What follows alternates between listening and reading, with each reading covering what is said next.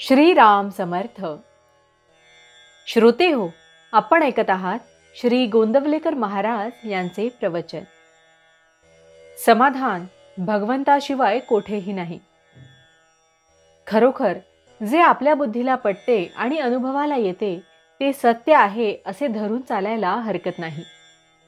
मग त्याच्या आड कोणीही येत असेल तर त्याची आपण पर्वा करू नये. पण ते सत्य अनुभवायला यायला आमची बुद्धी स्थिर पाहिजे. हल्ली जगात बुद्धिभेद फार झाला आहे. अशा वेळी माणसाची बुद्धी स्थिर राहणे फार कठीण झाले आहे. अगदी अत्यंत सदाचाराने वागणाऱ्या माणसाची सुद्धा बुद्धी केव्हा फिरेल हे सांगता येणार नाही. केवळ शास्त्र सांगते म्हणून अमुक एक सत्य आहे असे धरून चाला असे मी म्हणत नाही. मी सांगतो तेच सत्य आहे असे तुम्ही म्हणा असेही मी म्हणत नाही. तुम्ही आपल्या स्वतःच्या विचारानेच ठरवा की जीवनात तुम्हाला समाधान पाहिजे आहे ना. ते समाधान भगवंताशिवाय दुसरे कुठेही आपल्याला मिळणार नाही हे अगदी निश्चयाने ठरवा. एकदा तुमचा निश्चयच कायम झाल्यावर तुमच्याआड कुणीही येऊ शकणार नाही. निश्चय मात्र कायम पाहिजे. या निश्चयाचे बळ किती विलक्षण असते म्हणून सांगू. एका गावात एक 50-60च्या वयाचा बुद्धिमान पण कुत्सित वृत्तीचा माणूस राहत होता. वेडेवाकडे प्रश्न विचारून टवाळकी करण्यात त्याचा हातखंड होता. एकदा एका साधूने प्रवचन अगदी रंगात आले असताना एकदम मध्येच उभा राहून तो म्हणाला, "अहो बुवा, ती तुमची भक्ती ती बाजूला ठेवा. देशाला स्वातंत्र्य कधी मिळेल ते सांगा." त्यावर साधू शांतपणे बोलला, "ते मी सांगतो.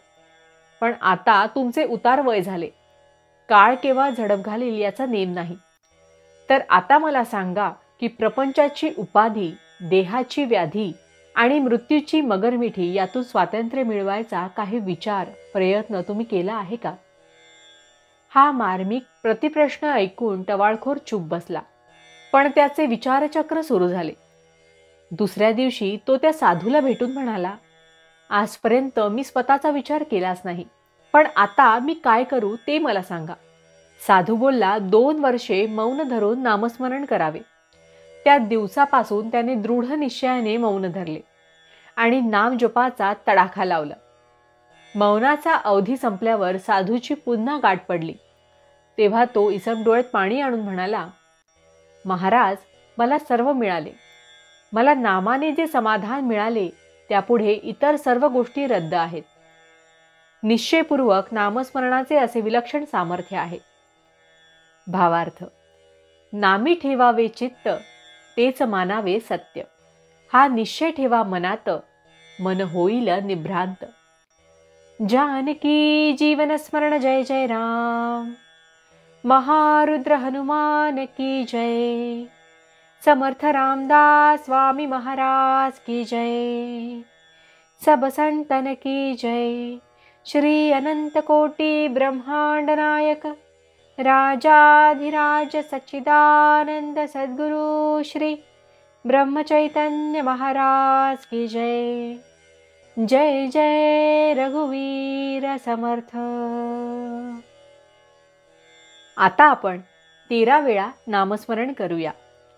श्रीराम जय राम जय जय राम. श्रीराम जय राम जय जय राम. श्रीराम जय राम जय जय राम. श्रीराम जय राम जय जय राम. श्रीराम जय राम जय जय राम. श्रीराम जय राम जय जय राम. श्रीराम जय राम जय जय राम. श्रीराम जय राम जय जय राम. श्रीराम जय राम जय जय राम. श्रीराम जय राम जय जय राम. श्रीराम जय राम जय जय राम. श्रीराम जय राम जय जय राम. श्रीराम जय राम जय जय राम. जय श्रीराम.